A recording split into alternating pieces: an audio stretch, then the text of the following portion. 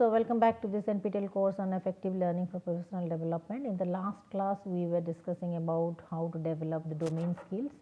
So today we'll discuss the mapping the path to the mastery, how to achieve the mastery and the skills and competency.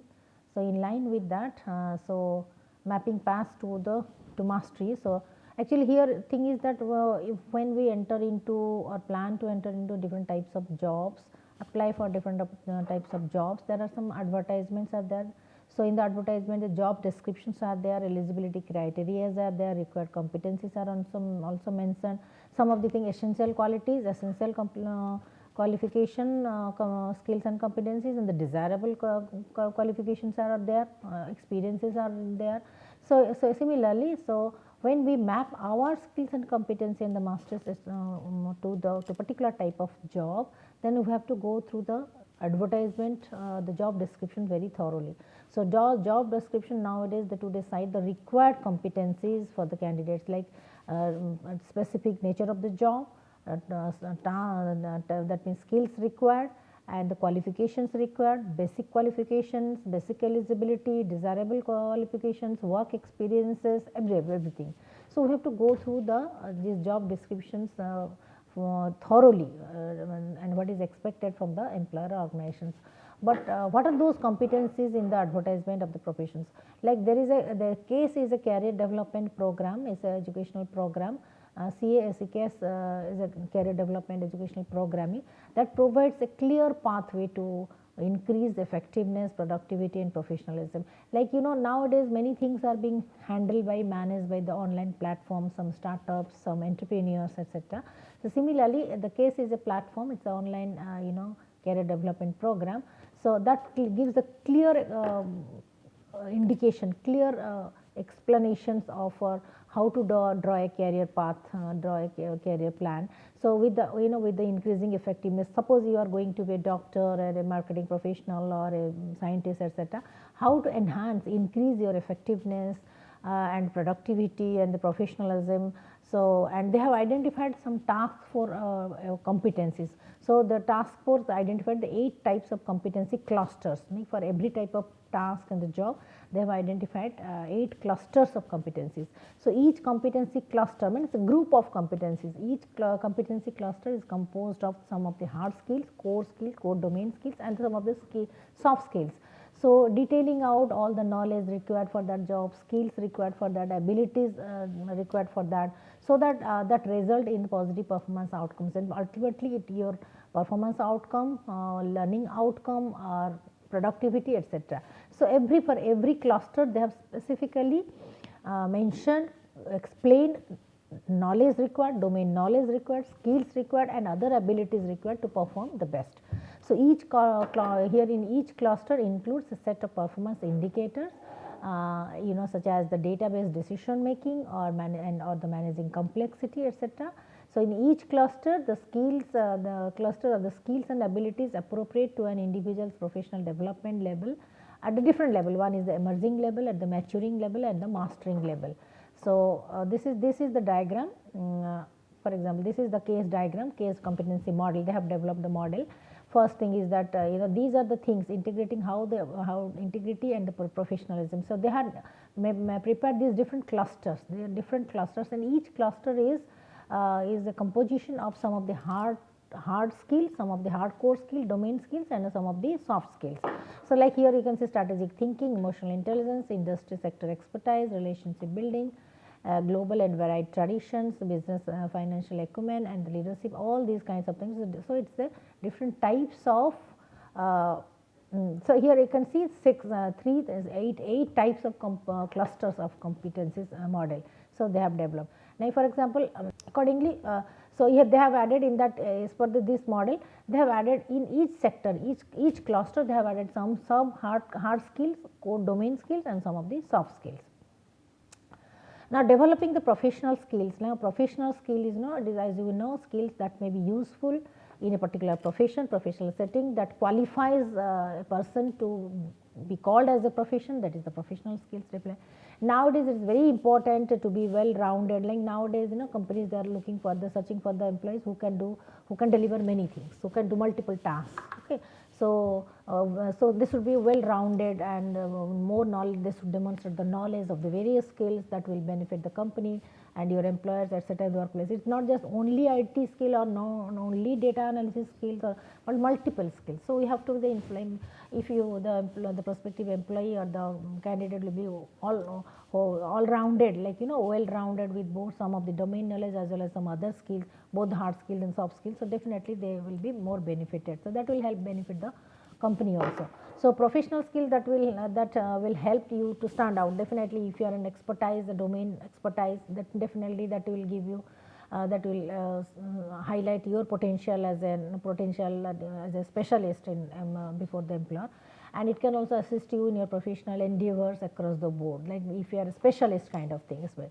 But however, the employees or the professionals, their efficiency and productivity, quality of work, etc., it can also be, it can be based on varieties of skills. It's not just hardcore core skill, but a multiple type of skills.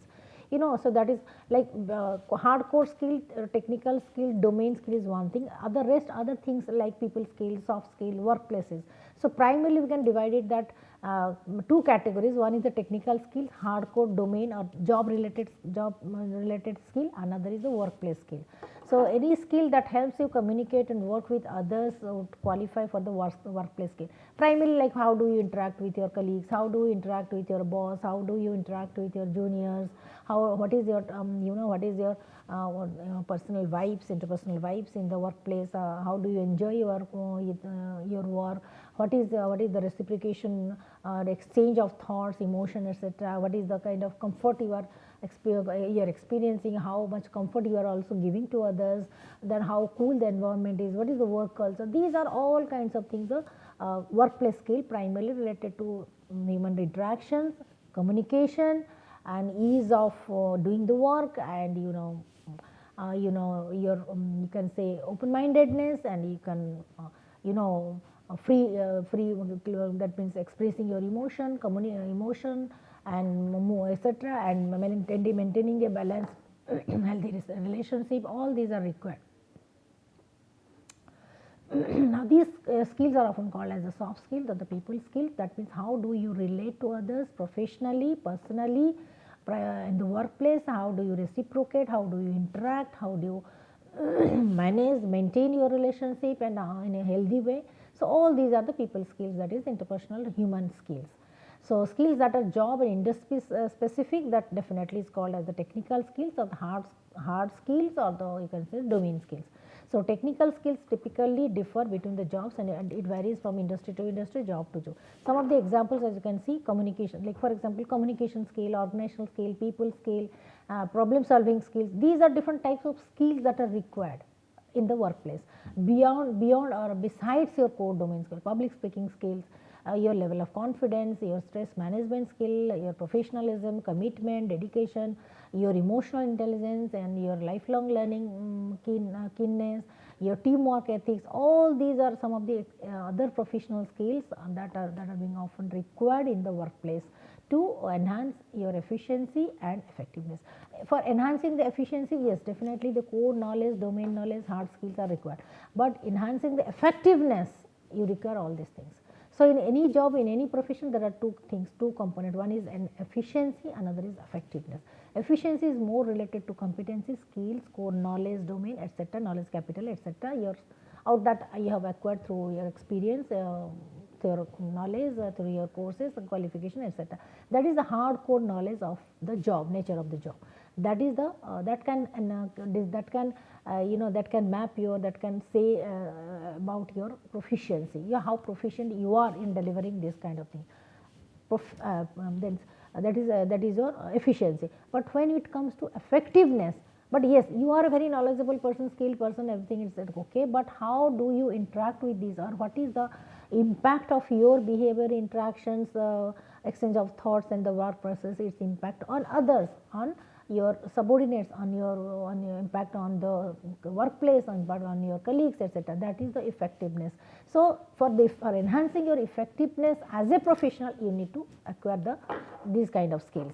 Public speaking skill, communication skill, stress management skill, interpersonal skill, emotional intelligence. All these are required under the people skill or the workplace skills. No, so now the conceptual framework of the competencies, then again what type of, how many types of, what are the types of competencies we need to develop. Definitely every organization, every industry, every company differs in terms of the competencies required or expected from their employees, because individual, there are certain professional competencies, there are certain individual competencies at the individual level, which can be identified through his through every individual professional personality trait, their adaptability skill, their flexibility, and how quickly and easily they adopt themselves to the change, that they will, how, whether they are the change catalyst or not, and the strategies they use, that means the strategies, how often they can quickly adopt to the strategies being used by the, introduced by the organization. All these things are individual competencies. That means, that is why you can say the adaptability, flexibility, dynamicity, and adopting the quick change. And now this, for example, technology adaptation is very much required, because technology upgradation is happening every day, every day, every month, every week. But how quickly we adopt, we means the whole organization, the employees, the employers, everything, how quickly they can adopt to that, they can accept the change, adopt to the change, technological change, maybe environmental change, ecological changes, or many changes, how quickly you can adapt. That your adaptability, quick adaptation skill is also very important, both in the for the employer as well as the employee. So these are, so at the organizational, so that when we say that the organizational, at the organizational level, holistic level, the change is very quickly, very adaptable easily, that is, we can say the organizational change is very fast. And when the individual level, the individual's employees are competent to quickly adopt and embrace all these changes, that is the individual competency level. So the individual can acquire and require not only the requisite knowledge and the skills as per the need of the job, but also these kind of people skills, these kind of soft skills, these kind of other kinds of skills. Nowadays, for example, with the climate change, with the with the war-like situations all around the world, so every companies, they are rethinking, revising their policies, their business policies, their their stakeholder management, their business plans, their strategies, everything now they are also changing, because the time is a factor, world situation is a factor, then geopolitical things are the factor, economic changes, trade trade affairs are the changes, trade scenarios, the trade affairs, the policies and business policies, everything, all these factors influence and has an impact on the business practices in organizations and the employees. So keeping in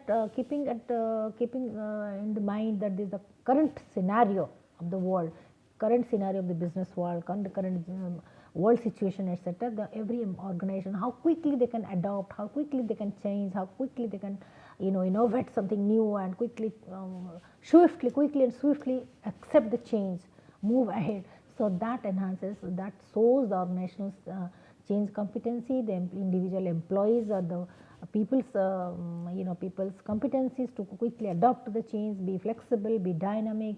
So for that also organizations, organizations, they used to give the training from time to time, the competency development, competency mapping, competency revisiting through some vocational training from time to time training programs, development programs, workshops, etc. So this HR department of the organization, they are 24/7, around the year, 365 days, they are organizing one or other type of training for different kinds of their employees, to update them, to upskill them, to to make them updated with regard to the to apprise them the latest trend, etc. from time to time, so that they can groom, nurture and develop their human resource. So now this is like, for example, this is a pyramid. This is a pyramid, but that means every individual is different, every employee is different. So in the initial stage, at the time of recruitment, etc., usually formally some of them, some of the organizations, they used to administer some of the formal standardized tests to know their temperament, their emotional intelligence, their personality, their aptitude, their attitude, etc. So research also has showed that this kind of skills, what does it reflect, what does this particular kind of this type of personality trait, what type of skills and competencies it reflects, what are the types of traits it reflects. So this is the personality, this is a shorter version of the personality trait. Big Five is called as the Big Five personality assessment test. That is there here, the out of many items, the researchers, they have they have made it very comprehensive and categorized by administering this test. Primarily they will get the whatever data they will get, the people's data personality types, or they will categorize into these 5 type. First thing is that neuro agreeableness. Agreeable means how quickly you are willing to learn the new things. Open mindedness, agreeableness, that means how you don't have any you don't make any first any kind of critical comment, or any any kind of complications in any in accepting the new idea, accepting the agreeing to the some of the office orders, some of the some of the protocols, or some of the plans, programs, or the policy implications. So agreeableness, how willing you are, how open minded you are to quickly adapt yourself to or accept, quickly accept. And extrovert, extrovert type of person that is agreeable is that they're open learners, they're quick learners. So that means they are very amicable, they are very amicable and very simple and very agreeable person. Okay, extrovert is that extrovert persons, they are very they're outward, their thinking is towards outward, they are always keen to learn new things and express themselves towards others. So they are you can say they are the innovators, they are the very spontaneous, they are very open minded, they are very expressive also. The extrovert, when we say they're extrovert, their opposite is the introvert, the people who wants to keep everything to their inner self, that is the introvert. Extrovert is more of, they are very expressive, they are very outspoken, they are very sportive, they are very spontaneous, etc. So, and conscientiousness is primarily it's of more of rationalist, logical, then they are very hard worker, etc. The conscientiousness. And the openness to experience is not, for example, openness to experience means they always welcome the new ideas, they always welcome to the new ideas, new opportunities, new plans, proposals, etc. So that is, they are very empathetic, etc. And the neuroticism is a very critical, cynical kind of person, having some for everything they are they have some questions, some queries, very critical. So these are the primarily the 5 types of personality traits.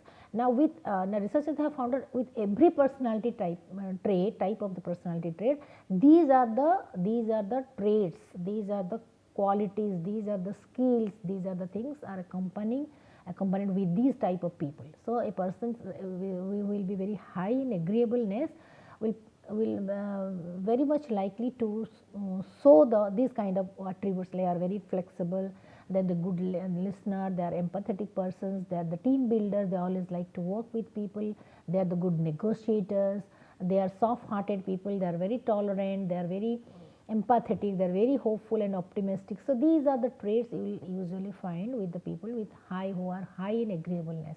Now the people who are very high in extrovertness, the types of the types of qualities or the traits are there, like high risk takers. They are the daredevil, leaders. Like they are very willing to, very keen to take the risk. Let us see, let us try. They are very innovators. Okay, risk takers. They are initiators. They are the leaders. They are very ambitious also. They are very spontaneous, and they are very social, very expressive, very energetic. Okay. So primarily the leadership qualities are very much visible in this kind of category, those who are very extrovert. And now the person who are high in conscientiousness, they are very very calculated kind of person, like they are hard working, they are very truthful, honesty is, they are integral honesty, then very integrated person, they are open, and the very core, that means they are deeply rooted in the ground reality, that is they are not very superficially ambitious, but they are truly grounded very truly grounded, that is their core, that is rock, that means very much related to the hardcore knowledge domain, hardcore stream, etc., and very ambitious also. Conscience, that is very rational and logical, this kind of person. Then openness to experience, these people are primarily they are very socially intelligent, they are highly creative, they are the problem solvers, they are very empathetic, they are integrated. So they are innovators, you can say. Entrepreneurs are also kinds of things. So they are all these entrepreneurs, innovators, also highly creative people, they come under this openness, this category, those who are high in openness to experience. They always are very keen to explore the thing, very adventurous, very keen to be explore the new world and accept the new challenges. That is the adventurous kind of thing. Now the last one is the neuroticism. It is you can say they are people who are very cynical. They don't easily believe, trust anything. So they are very hardcore practical people, but yes, they are very strong and emotionally stable, and of course ambitious, but they always, whatever you suggest them, they will definitely, first of all they will analyze it, critically evaluate it, examine it, practically analyze it, they themselves will do it, then they will be convinced. So neuroticism, that is kind of very cynical and very very logical, very much critical before they accept anything. So these are types of the personality type of the people available. So when initial stage at the type of recruitment, definitely different kinds of psychometric tests and personality tests, attitude, aptitude type of tests they administer to know the type of person they are. Accordingly, they will fit into different type of jobs, and they will map their skills as per the requirement of the organizations, etc. Now, so now the know-hows and the benefit, like for example, this is the kind of initially some psychometric tests, etc., but thereafter, okay, thereafter how to, like this is like in case in an interview panel you are seeing it, okay, the interview panel or online interviews also, how to know more about the prospective candidate, about the prospective employer. So know-hows and the benefits. One is that is for example, nowadays for the recruitment also the employers they are collecting the CVs, collecting the profiles from the Facebook, LinkedIn, all the social media things, and the ratings, all kinds of things, and the podcast and YouTube things, etc. So know-hows and its benefits. First is online from online sources, whatever, how much you know about the person, and in-person studies whenever you have interacted with the person in over phone, in video, or in Google Meet, etc. In-person studies and conferences or workshops, like from every professional they can learn many things from the conferences and workshops. So how to enhance the professionals know-hows and how to leverage that kind of things, how to expand your knowledge horizon and to get the benefit. Yes, conference workshops are also another platform to enhance the competencies. Then the books are, yes, definitely the soulmates. Books are the best friends. Mentorship, if you are working under certain some experts, some organizations, some experts, some seniors under their mentorship, definitely you will be benefited. That can be very much beneficial. Then observation by your own initiative, own observation, asking questions, getting the feedback. Suppose you have done something, getting the feedback from your seniors, superiors, or organizations, or from your colleagues, etc. Feedback, coaching, attending the different kind of coaching sessions, online coaching session, that is also very much beneficial. Job protection, how to protect your job. You have explored many many platforms, many avenues, many online courses, etc. How to protect your job. That means the integrity of that job.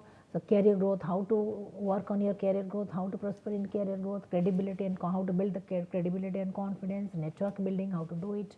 It's all about the growth. So these are many such options available for enhancing the competency development and the career growth. Now coming to another topic, that is the professional ethics and code of conduct. As we have already discussed, that every profession they have certain set of rules, guidelines, not only for performing the job successfully, but also to follow the guidelines as from the ethical perspective. Ethics as a professional ethics, as the code of conduct. They are over because they are service orientation towards their consumers, their customers, and towards the society, towards the organizations, towards the employer. So every profession they have certain professional ethics and code of conduct guidelines for performing their own job. So professional ethics and code of conduct primarily are essential frameworks, guidelines that gives a direction to the behavior and decision making of the individuals with the various types of professions. For the medical professional, it is mentioned in their manual. Similarly for IT professional, for financial accountants, or for chartered accountants, for every profession it has been clearly mentioned in their manual, in their guidelines, in their professional books, etc. So that is main purpose is to ensure the integrity, the authenticity of their profession, to be accountable, to enhancing their accountability towards their stakeholder, towards their customers, their consumer, and to adhere to the standards that quality. Nowadays standards are ISO 9001 something, some standards, protocols are there, criteria are there. So the code of conduct and ethics, it shows that how strongly you meet that those guidelines, those criteria to be to claim yourself as a professional. So it gives a parameters, a guideline for enhancing, for showing your integrity, authenticity, honesty, accountability, and your standard, your quality, quality everything, and how far you are sticking to your guidelines. Okay, so that is the code of ethics is set of rule that guide how the people should behave in a workplace or the profession, how they should behave, how they should not behave, what is the timeline, what is the time protocol, what is the work protocol. So many legal, from the legal aspects, from the legal perspective, from the professional perspective, from the environmental perspective, from the patient or the client perspective, from the stakeholder perspective, from every perspective there are some code of conduct of the thing and ethical guidelines are there. It helps the employees and or the members of the organization to understand what is right and wrong. So then it will give the clear guideline, clear direction to every employee what to do, what not to do, and within the periphery, within the domain, or within the workplace, what he is supposed to do, and how to handle the awkward situation, how to handle the emergency situation, how to handle the crisis, emergency crisis that has happened. So clear guidelines are there so that the people will feel easy to work in and also can properly address the emergency situation or risky situations or the critical situations. So it helps the employees and the members to understand what is right and wrong, how to act accordingly in case of the primarily, especially in the critical situation, in the emergency, in the most challenging situation, etc. So a good code of ethics ensures honesty, fairness, respect, mutual respect with their employees, workers, customers, and within the company towards your stakeholders, even though they are not your direct consumers and customers, but still then how should you behave with other layman or any person who has stepped into your office or shop. So code of ethics is that is why it is very important. It says, because it sets a clear expectation from everyone, and code of conduct, professional ethics, it shows it adds value to your brand image. Like for example, now many industrial organizations, companies, these and they are, and nowadays for example, I am giving the Tata company. Tata is not only the oldest business house, but also it has earned that respect, it has earned that trust of the people, that being the most humble, most pro people kind of organization, because over the years their employees, they are following this code of ethics, guidelines, conduct, and how all their activities, their policies and principles, everything are pro people. Okay, so in this way it adds value to the brand image of the company. And how can this brand image can be built? Because by building the trust people blindly trust the company activities, because over the years it has earned, it has done, it has performed in that way. And this kind of code of ethics also, it helps the business houses to build the trust with customers, promoting good behavior and human you can say customer base, enhancing the customer base, expanding the business, all kinds of things. It benefits not only your direct customers, but it creates a kind of positive vibes and image in the society. So a code of, that is why a code of ethics and the professional conduct outlines the ethical principles that governs the decision and the behavior of the company, of the organization, of the employees working in that company, and their impact on outside the company workplace, that is in the society. So it's a general guideline that how the employees should behave, they should handle the issues. Nowadays many principles are coming up in terms of governance rules, like that is employee safety, employee how to handle the harassment cases, how to handle the you can say accident kind of things, how to handle the conflict of interest situation, how to handle the ethical violence situation, how to handle the diversity violence, the violence created by intolerance created by the diversity, etc. Many minor issues are coming, gender sensitivity, equality, then inclusiveness, then safety, security, and all kinds, or conflict of interest, all kinds of things are being clearly outlined in the, you can say, or you can say that this is the protocol or guideline, or can say the, you can say the dictionary. It's a kind of dictionary of particular kind of organizations to spell out every kind, clearly spell out, explain every kind of situation and what should be the probable, so most suitable action. So that is it. The code of ethics is very broad, giving the employees or the members a kind of not only the general idea what type of behavior and decisions are to be acceptable and encouraging decision, but also nowadays it's getting more and refined, because with the globalization, many with the intersection of or cross cultural business setup, etc., with many with the globalization, many such critical issues, critical things, over sensitive issues are also coming up. And to clarify all these things, now new policies are being introduced, like environment, society governance, ESG policy, financial policy, HR policies, HR audit, and now the policy of diversity, equality, inclusiveness policy, then gender sensitivity policy, then eco-friendly environmental well-being, environmental eco-friendly policy, green policy, all kinds of things are being introduced. So code of conduct is more focused not only on the employees code of conduct and etc., but also the overall atmosphere, the overall climate, overall environment of that company. So it identifies how the employees and the members, they should act in specific situation, how they should address the emergency situation, how they interact with how to interact and reciprocate with their customers and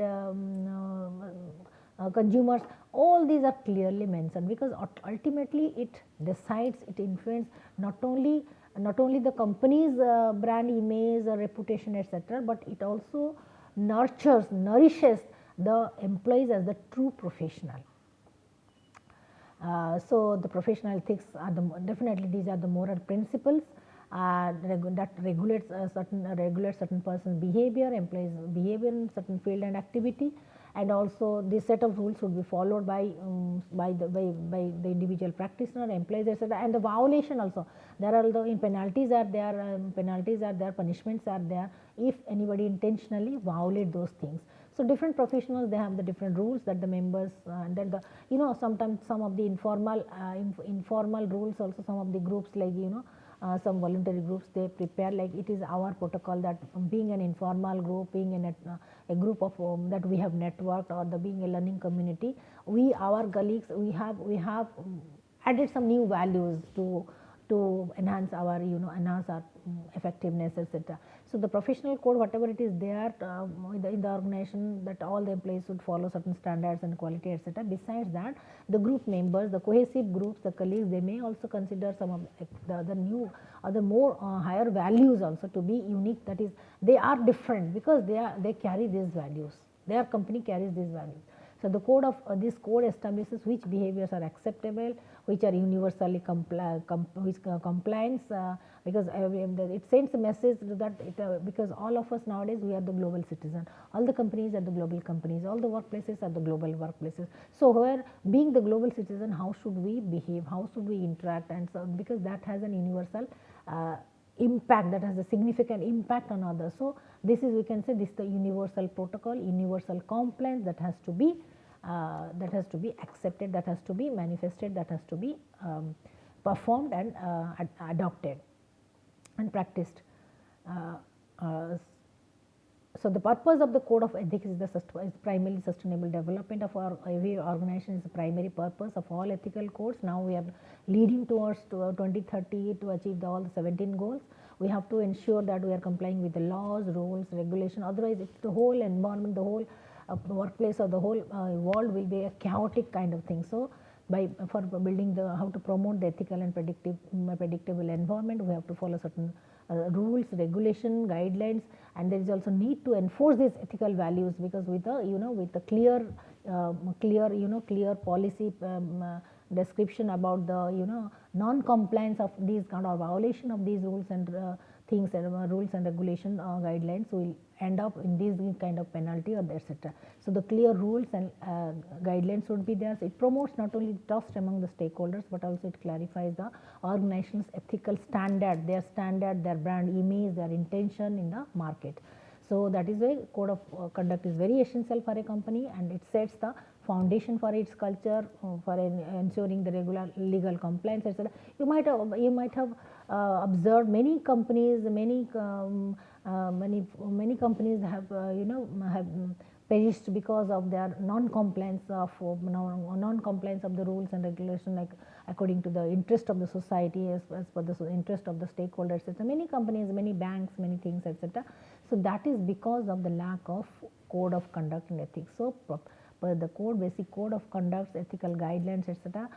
As not only it is very important for the organizations and the employers, but also equally important for the every employees or every professionals, everything. If you want to be a professional, definitely you have to adopt, you have to develop, you have to nurture this kind of professional code and conduct and ethics and values and standard within yourself.